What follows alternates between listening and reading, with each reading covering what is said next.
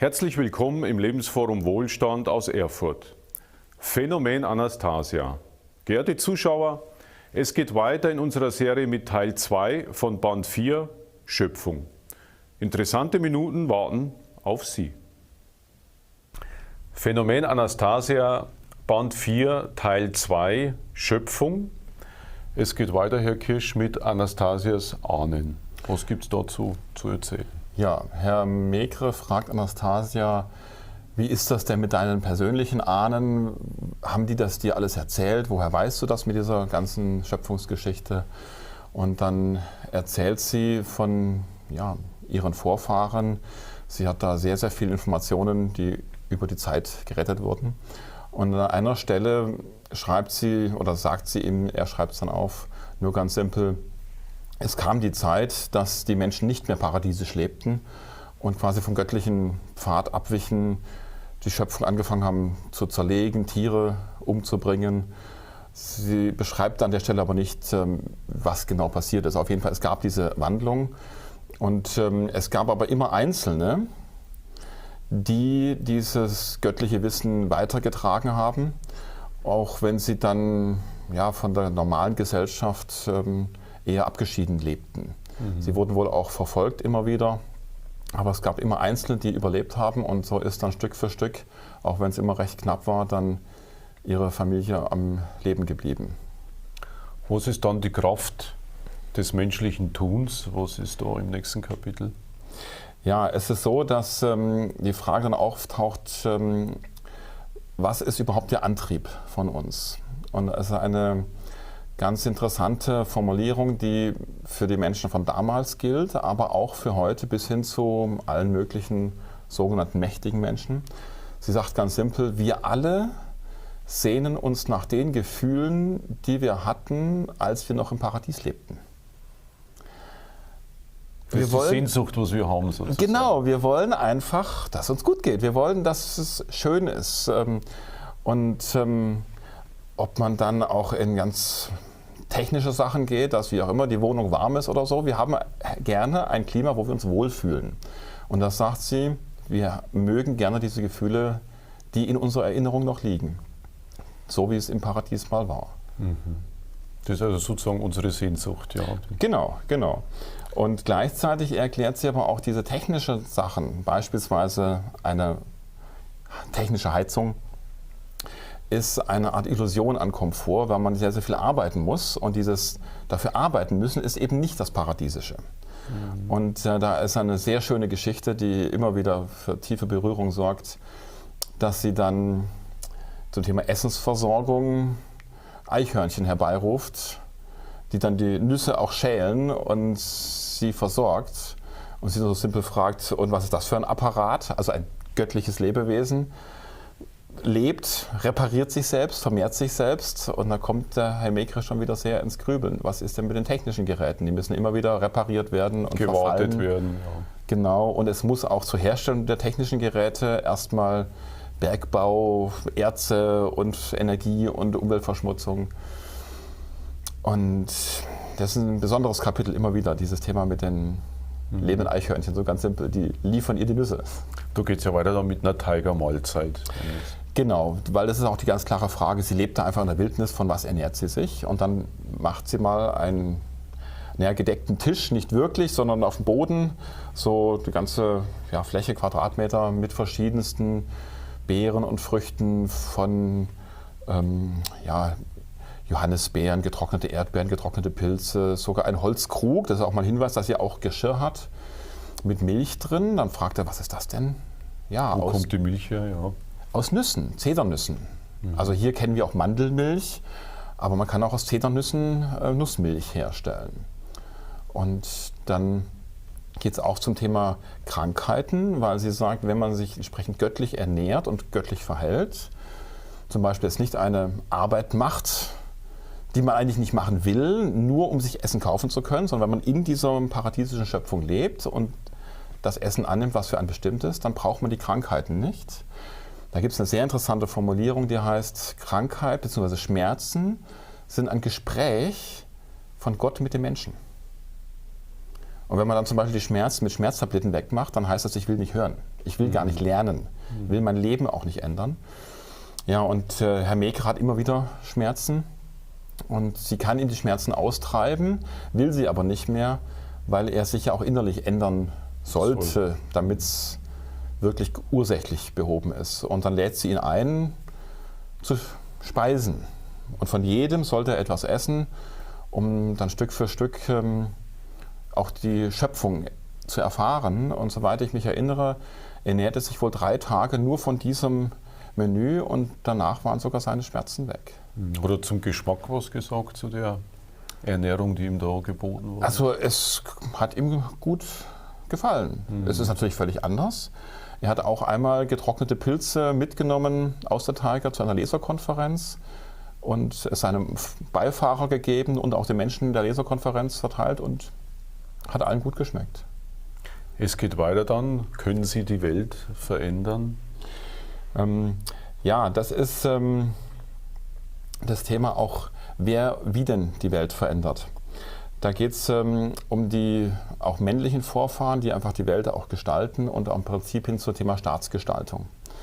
Und es geht da um die Geschichte des Urvaters von ihr.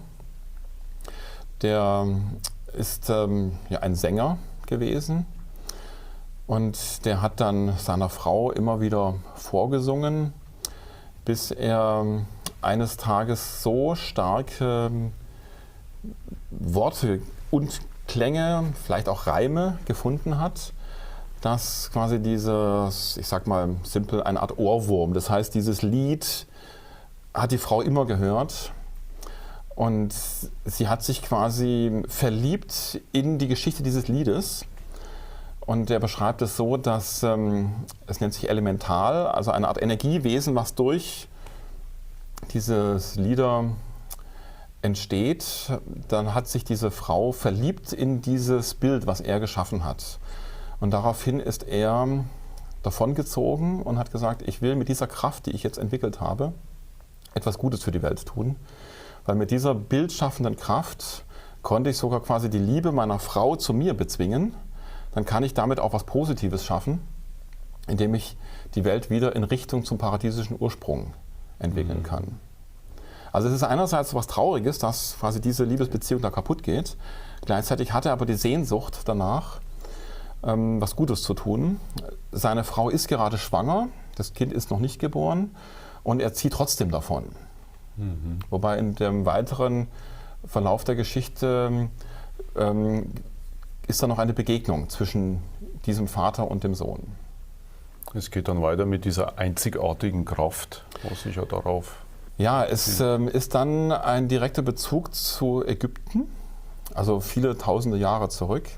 Es ist so, dass diese Klänge, diese elementale Kraft, die er anwenden kann, will er direkt nutzen zum Frieden schaffen. Es gibt dort in dieser Region vom heutigen Ägypten diverse Stämme, die konkurrieren und er geht hin, sammelt dann mehrere Menschen zusammen von diesen Gruppen von Priestern und wer da alles war und sagt, ich habe eine Macht, die uns Frieden finden kann und er fragt dann nach einem Herrscher, der dann eher kein Krieger ist und eher weise ist. Dann wird gesagt, da gibt es einen, der heißt Aijib. Er sagte, ja, den wähle ich aus und wir gründen jetzt einen neuen Staat mit dem Namen Ägypten. Ob das so war, weiß ich jetzt nicht. Ich gebe jetzt nur wieder, was in den Büchern steht. Und dann erzählt er, was er macht und hat dann 3 Lieder, die er dann vorsingt. Und das eine ist ein Lied, wo er lobpreist einen weisen Herrscher. Und dann das schöne Leben und die gesunde Familie, so verschiedene positive Bilder.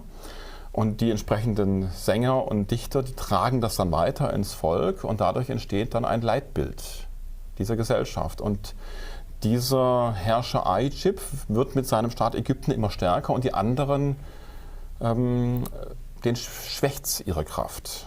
Und das ist quasi auch das Spannende, dass Anastasia behauptet, auch heutzutage werden Staaten noch nach dieser Methode regiert.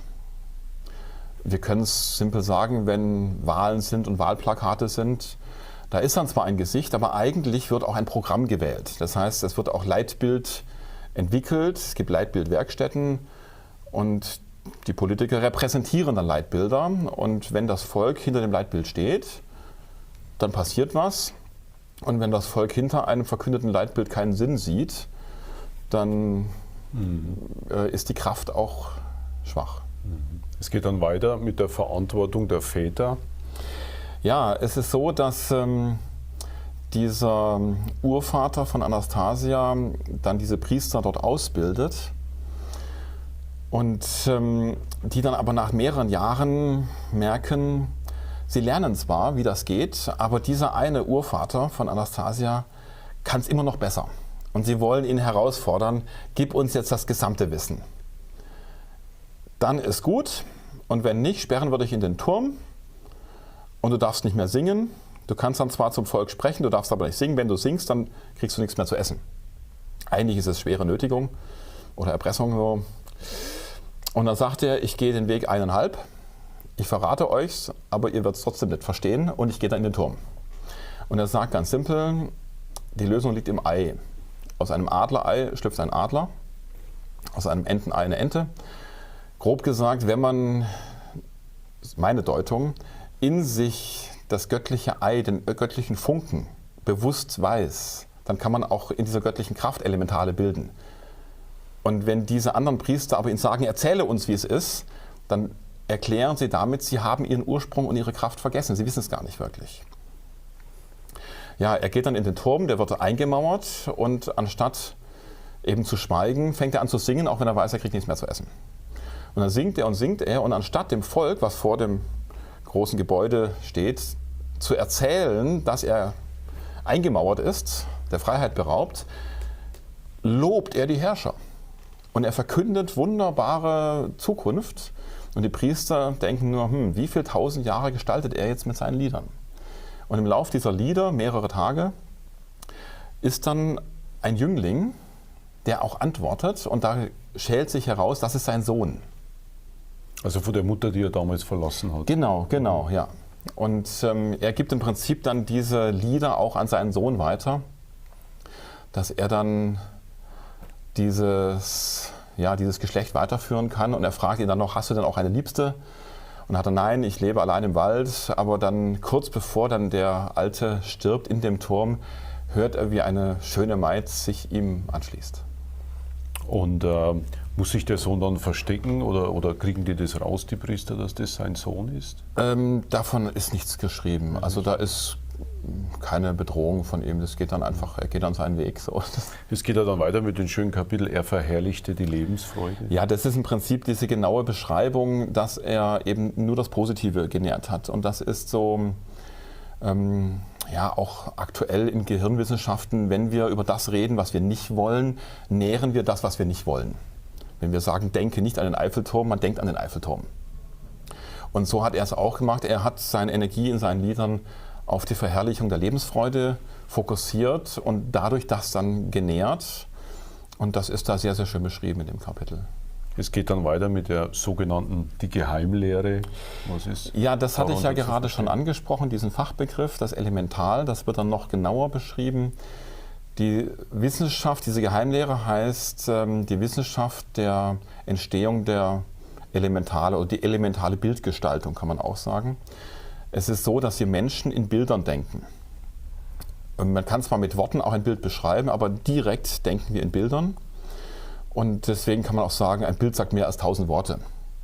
Und diese Elementale sind quasi Bilder, die in uns dann richtig lebhaft werden. Die sind sehr, sehr stark, können auch über lange Generationen weitergetragen werden.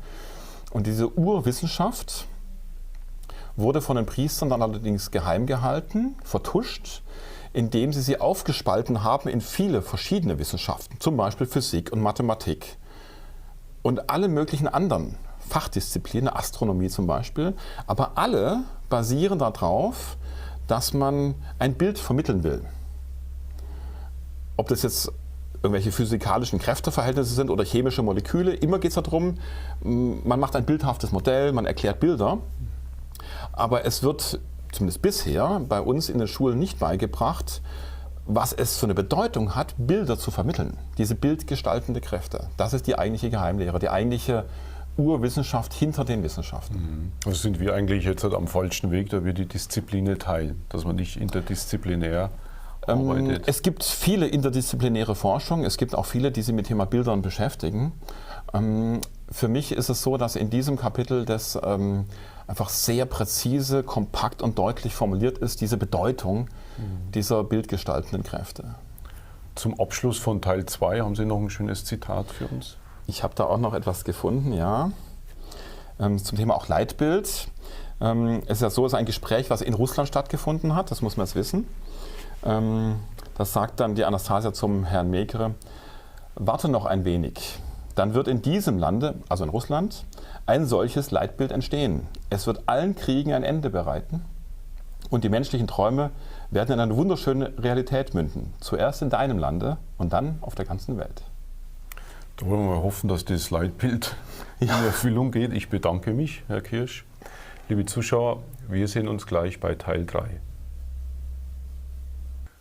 Verehrte Zuschauer, Phänomen Anastasia. Das war der zweite Teil zu Band 4, Schöpfung. Freuen Sie sich in Kürze auf Teil 3. Das war's für heute im Lebensforum Wohlstand. Bis zum nächsten Mal.